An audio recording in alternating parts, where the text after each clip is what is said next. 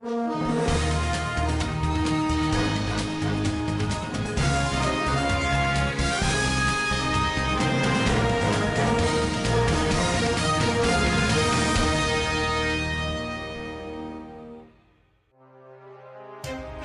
क्षेत्र में पलता रहा आस्तीन का सांप, नहीं थी किसी को कोई खबर।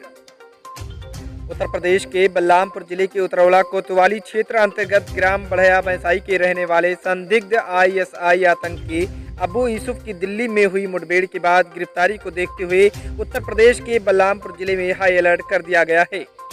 बताते चले कि संदिग्ध आईएसआई आतंकी अबू यूसुफ उत्तर प्रदेश के बलरामपुर जिले के उतरौला कोतवाली क्षेत्र के अंतर्गत बढ़या भैंसाई गांव का रहने वाला है, जो गांव में मुस्तकीम के नाम से जाना जाता था, जिसको शनिवार देर शाम यूपी एटीएस टीम के द्वारा पूछताछ के लिए उसके गांव में लाया गया है, जहां पर टीम द्वारा उसके घर की सूचना के आधार पर विस्फोटक पदार्थ को भी बरामद किया गया है और यूसुफ की निशानदेही के आधार पर गत रात्रि को 3 और लोगों को हिरासत में लेकर टीम द्वारा उतरौला कोतवाली में पूछताछ की गई है। वहीं उक्त मामले को लेकर रविवार सुबह गांव में जाकर जब यूसुफ की पत्नी आयशा से बात की गई तो उसके द्वारा बताया गया कि मैंने अपने पति को कई बार गलत काम करने के लिए मना किया था, लेकिन वह नहीं माने और कहा कि मैं अल्लाह का काम कर रहा हूं और अल्लाह के भरोसे अपने बच्चों को छोड़ रहा हूं।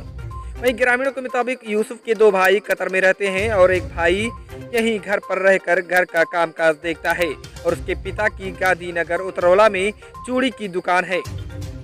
वहीं सूत्रों से मिली जानकारी के अनुसार यूसुफ गांव में बने कब्रिस्तान में लगभग 2 महीने पहले ट्रायल ब्लास्ट भी कर चुका है। बढ़या भैंसाई गांव में घटित इस घटना से ग्रामीण क्षेत्रों में दहशत का माहौल है। खबर मिलने तक अभी भी गांव में टीम का आना जाना जारी है, जो गहनता से हर बिंदुओं पर जांच कर रही है। टीएनसी लाइव न्यूज चैनल के लिए जनपद बलरामपुर से हंसराज शर्मा की रिपोर्ट। नाम आयशा है। आप अबू यूसुफ उर्फ मुस्तकीम के कौन हैं? अबू यूसुफ मेरा बेटा, मुस्तकीम की पत्नी हूँ मैं। और उनको दिल्ली में पकड़ा गया है आतंकवादी उसमें, तो क्या इसकी जानकारी नहीं थी आपको? जानकारी मुझे थोड़े बहुत थी, जो सामान लाए गए थे उसके बारे में थोड़ी जानकारी थी, लेकिन मैंने मना किया, उनको नहीं माने। घर में कुछ वो अपने विस्फोटक पदार्थ रखे हुए थे, कल एटीएस की तलाश में मिला है। क्या? जो विस्फोटक पदार्थ थे, जो भी मिले जो छर्रे या बारूद हाँ, जो भी है, जी, वो तो पुलिस वाले ले क्या गए। उसकी जानकारी आपको थी? थोड़ा बहुत जानकारी थी मुझे। क्या जानकारी थी? वो सामान लेके आते थे घर में, तो मैं देखी तो कहने लगी ये सामान के इसलिए ला रहे हो, तो कह रहे कुछ सामान बनाने के लिए ला रहा हूँ। तो मैंने कहा कि ऐसा ना करो, तुम्हारे छोटे छोटे बच्चे हैं, अगर कुछ भी हो जाए तो हम कहाँ जाएंगे। यहाँ पर खोजबीन में रात में क्या क्या मिला था खोजने पर?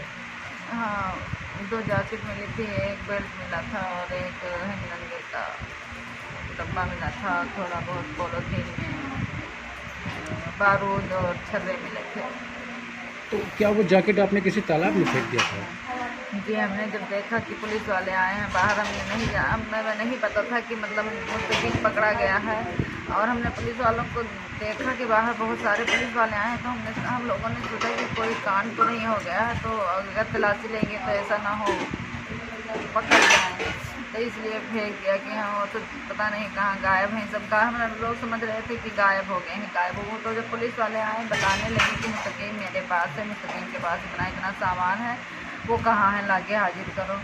तब हमने लाके हाजिर किया, हमने मुस्तकीम से मुझसे बात कराई, तो मुस्तकीम ने कहा जितना सामान घर में है सब निकाल दो पुलिस वालों के सामने। तो मैंने निकाल कर रख दिया। उस जैकेट में कुछ विस्फोटक लगा हुआ था, कुछ क्या? बारूद के कुछ टुकड़े लगे बारूद थे? या कुछ उसमें कुछ ऐसी चीज़ जैकेट में? जिससे वो दग सकता हाँ था। जी लगे थे। तो वो जैकेट आपने देखा था पहले?